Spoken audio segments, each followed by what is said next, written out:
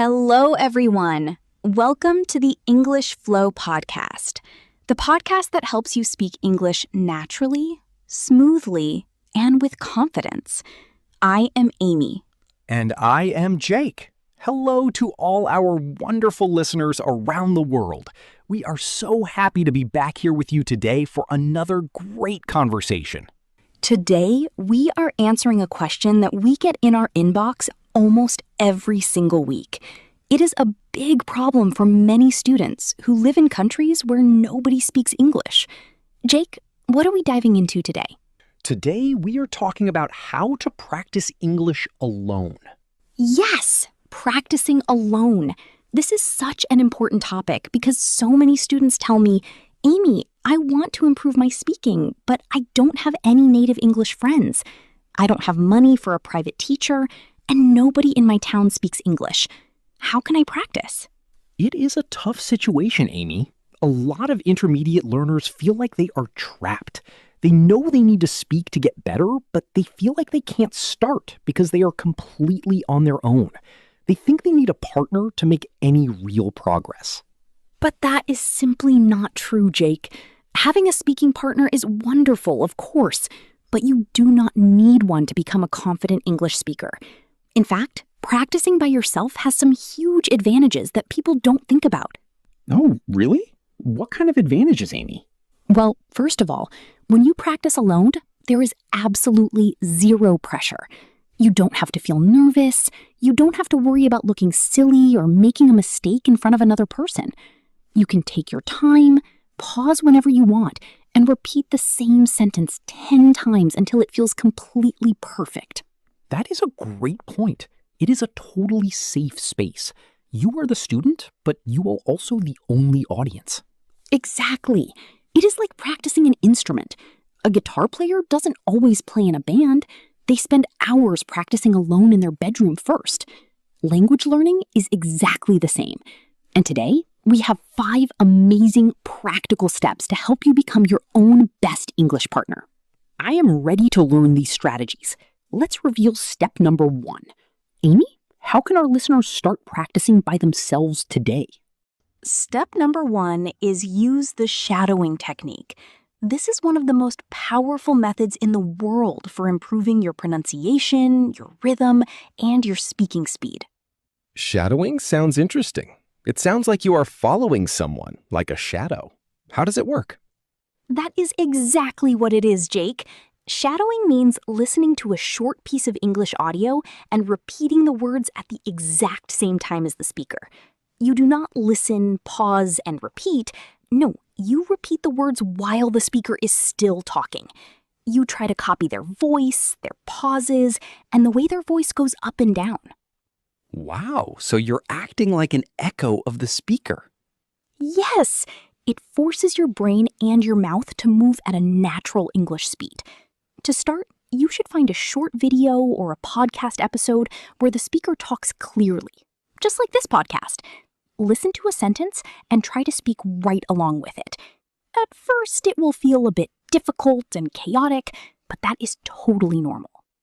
It sounds like a great workout for the muscles in your mouth, because English uses different mouth movements than your native language, right? Absolutely, Jake. It builds that vital muscle memory. If you shadow for just 5 minutes every day, you will notice that your English starts to sound much more natural, and you will stop getting stuck on difficult sounds.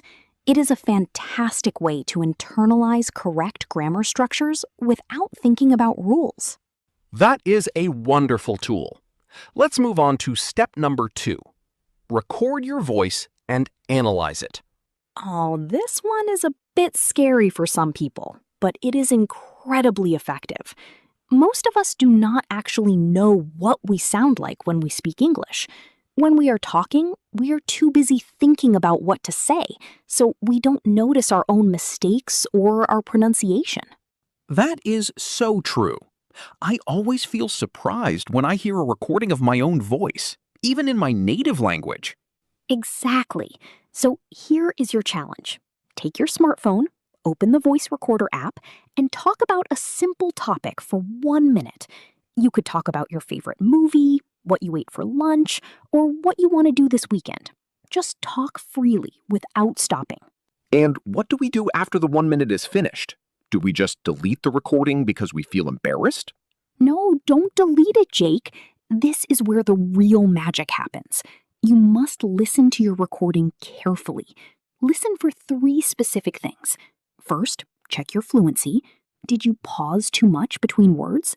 Second, check your pronunciation. Were there any specific words that sounded a bit strange? And third, check your grammar. Did you forget the S on a third-person verb, or did you mix up the past tense? Ah, so you become your own English teacher. You can identify your own weak areas, so you know exactly what you need to work on next time. Yes, Jake, and the best part is tracking your progress. If you do this once a week, you can save the recordings. In 3 months, you can listen back to your very first recording, and you will be absolutely amazed by how much your speaking has improved. It is an incredible confidence booster. Okay, we just talked about step 1, the shadowing technique, and step 2, recording and analyzing your voice. Now, let's look at step number 3. Create a daily commentary routine. A daily commentary routine? That sounds like being a sports commentator at a football match. It is exactly like that, Jake. But instead of commenting on a football match, you are commenting on your own life. This technique requires you to speak out loud about what you are doing in the present moment while you are doing it. Give us an example of how a listener can do this at home, Amy. Okay, let's imagine you are in your kitchen cooking breakfast. You should describe every action out loud to the empty room. You can say, "Right now, I am standing in my kitchen. I am opening the refrigerator. I am taking out 2 eggs and some butter. Now I am putting the frying pan on the stove. The pan is getting hot. I am cracking the eggs into the pan. Wow, they smell great." I love that. It sounds a bit funny, but it is actually a fantastic way to bridge the gap between thinking and speaking. You're forcing your brain to find the exact vocabulary for real-world actions immediately.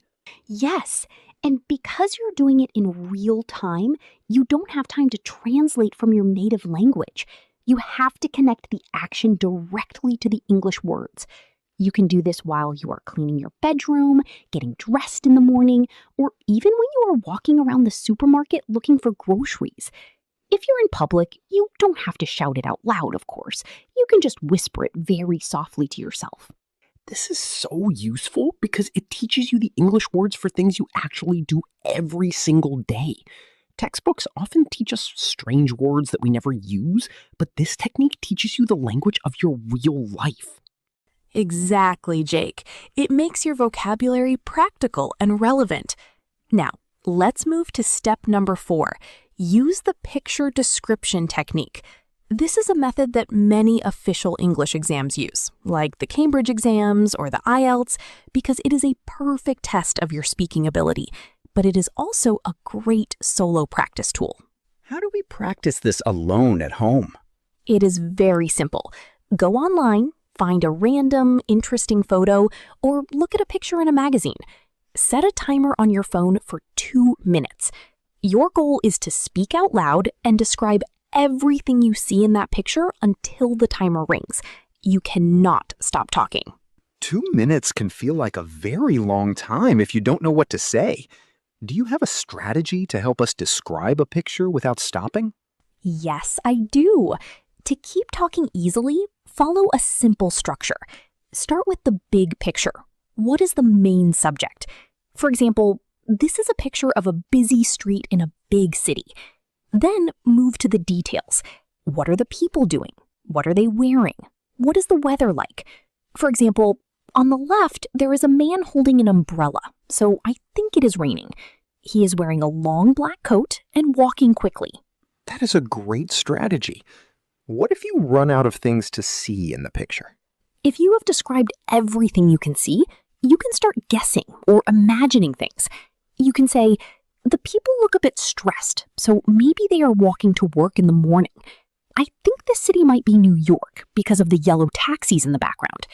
This forces you to use modal verbs like might, could, and maybe, which is excellent practice for intermediate learners.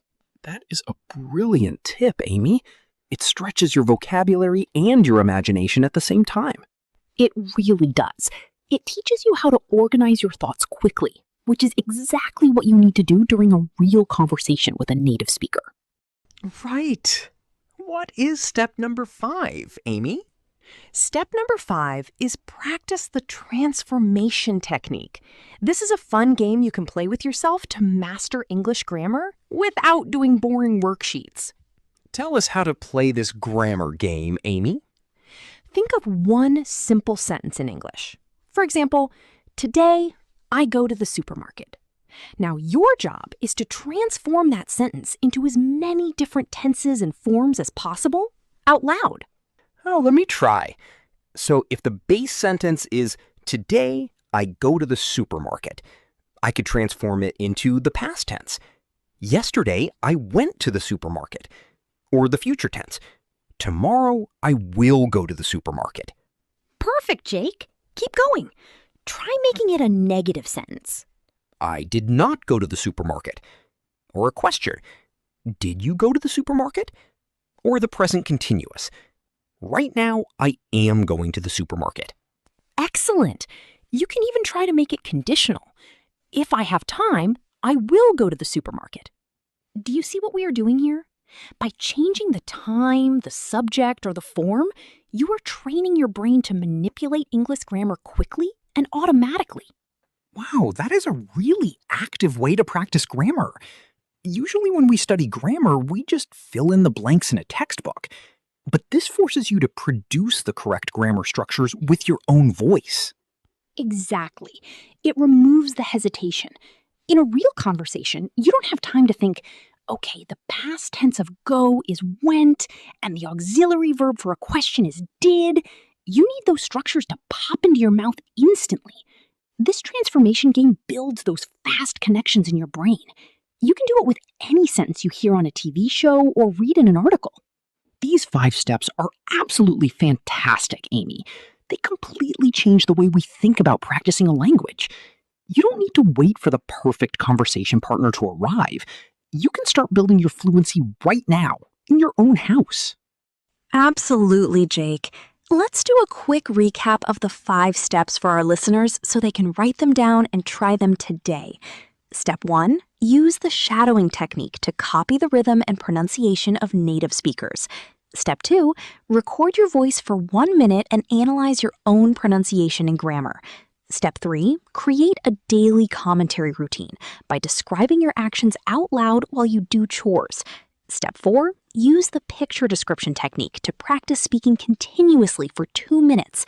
Step 5, practice the transformation technique to master grammar structures out loud while you do chores. That is a wonderful roadmap. Now, Amy, I know some of our listeners might be thinking, this sounds like a lot of work, and it might feel a bit lonely to practice by myself every day. Do you have any advice on how to stay motivated? I completely understand that feeling, Jake. It can feel a bit strange to talk to an empty room at first. My biggest piece of advice is to make it a game and keep it short. Don't try to do all 5 steps for an hour every day. That is too much, and you will get burned out very quickly. So, how much time should they spend on this? Just pick one technique each day and do it for 5 or 10 minutes. For example, on Monday, do 5 minutes of shadowing. On Tuesday, record yourself talking about your day for 1 minute. On Wednesday, describe a picture while you wait for your coffee to brew. If you integrate these tiny habits into your daily routine, it doesn't feel like a heavy chore. It just becomes a natural part of your day. I love that advice. It is all about consistency. 10 minutes of solo practice every single day is worth much more than a 2-hour class once a week. Your brain needs that daily spark to keep the language alive. Yes, exactly. Your brain needs to know that English is an active part of your life, not just a school subject. When you practice alone, you are taking control of your own agitation. You are not waiting for someone else to teach you. You are actively building your own path to fluency. That is a very empowering thought, Amy. Well, we are coming to the end of today's episode of the English Flow podcast. We hope these strategies show you that you already have everything you need to become a fluent English speaker. Your biggest asset is your own voice and your own determination. Thank you so much for joining us today, everyone. We truly appreciate your time and your dedication to learning. Don't forget to try Step 1 or Step 3 today. Look around you and start commenting on your life in English right now. Yes, get started today. And if you found this episode helpful, please subscribe to our podcast and share it with your friends or classmates who are also trying to improve their English. We love hearing from you, and we want to keep supporting you on this incredible journey. Until next time, keep practicing, keep speaking, and keep your English flowing. Goodbye, everyone. Bye-bye.